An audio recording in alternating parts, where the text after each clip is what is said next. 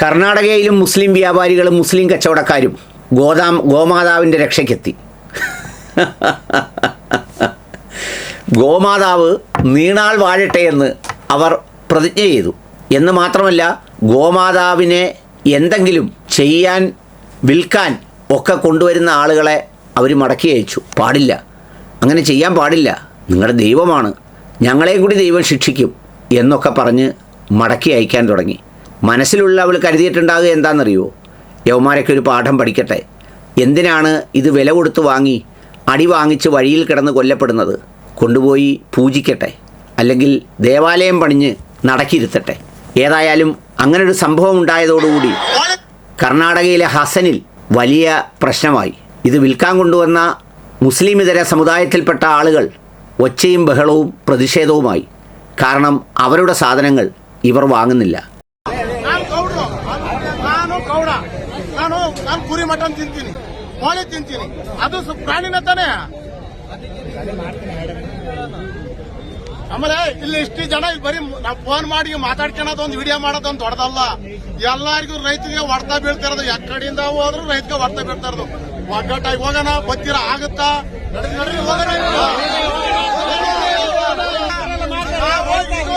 ಹಿಂದೂ ರಾಷ್ಟ್ರ ಹಿಂದೂ ಮುಸ್ಲಿಂ ಗಾಂಧಿ ನೆಹರು ಮಾಡಿರೋದು, ಹಿಂದೂ ಮುಸ್ಲಿಂ ವಾಸ ಮಾಡಕ್ ಮಾಡಿರೋದು ಗಾಂಧಿ ನೆಹರು ಮಾಡಿರೋದು. ನಾನು ಹಬ್ಬ ಎಲ್ಲ ಮಾಡೋದಿಲ್ಲ. ತಗೊಳ್ಳಿ, ಅಲ್ಲಿಗೆ ಕಟ್ಟಾಕ ಆಫೀಸರ್ ಏನು ಇವ್ರ ಕಡೆ ಇವ್ರ ಕಿತಾಬಂದಿ ಆಫೀಸರ್ ಇಷ್ಟು ಗಂಟೆ ನೋವು ಕೊಟ್ಟಾರ ನಮ್ಗೆ. 4 ಗಂಟೆ ರಾತ್ರಿಗೆ 2 ಪೊಲೀಸರು ಗಾಡಿಗಳನ್ನ ಹಿಡಿತಿದ್ರು.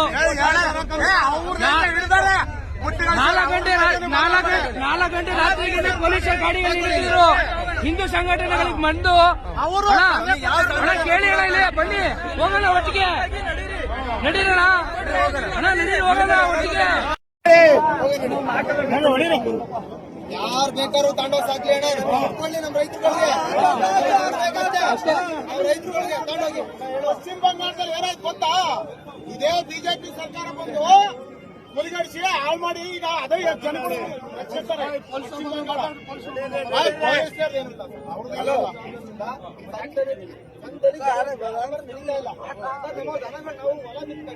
ನಮ್ಮ ದನ ತಗೊಂಡು ಮಾಡಲಿಲ್ಲ ಅಂತ ನಾವು ಕೆಲಸಕ್ಕೆ ಹೋಗಕ್ಕೆ ದನ ಹಿಂಗೆ ತಗೊಂಡು ಅದಕ್ಕೋಸ್ಕರ ದನಗಳನ್ನ ಇಟ್ಕೊಂಡು ನಾವು ಹೋಗೋಷ್ಟು.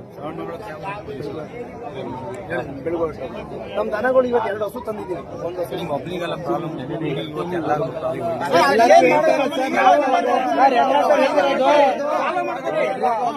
ಎಲ್ಲರಿಗೂ ಮಾಡ್ತಾ ಇರೋದು.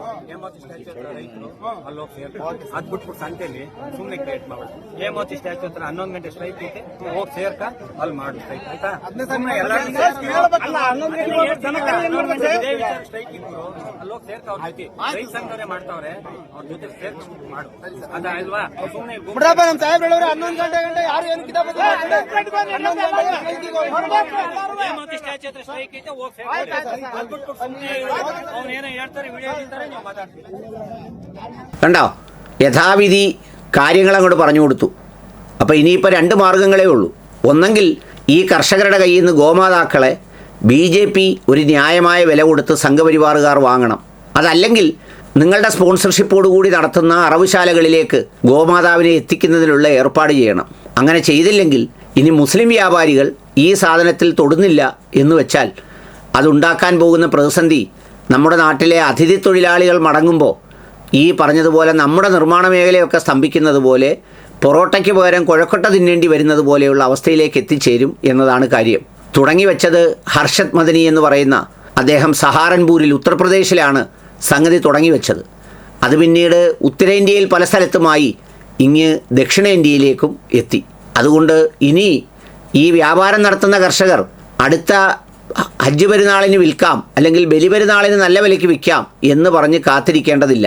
സംഗതി കളം മാറി. വാങ്ങാൻ ആളില്ലെങ്കിൽ വളർത്തുന്നവർ വിൽപ്പനയ്ക്ക് വെച്ച് ഗോമാതാവെന്നും പറഞ്ഞ് പൂജിച്ചാൽ നമ്മുടെ നാടോടിക്കാറ്റ് സിനിമയിലെ പോലെ ഗോമാതാവിന് കഴിക്കാനും തിന്നാനുമൊക്കെയുള്ള വസ്തുക്കൾ ഇപ്പം മനുഷ്യർക്ക് നൽകുന്ന റേഷൻ കടകൾ നിർത്തി അതിലൂടെ വിതരണം ചെയ്ത് അതിനെ സംരക്ഷിക്കേണ്ട ഗതിയിലേക്കെത്തും. മനുഷ്യനെ ജീവിക്കാൻ അനുവദിച്ചുകൂടെ? ഈ അടിച്ചു കൊല്ലുന്ന തെമ്മാടികളെ കൂച്ചുവിലം കിട്ടും.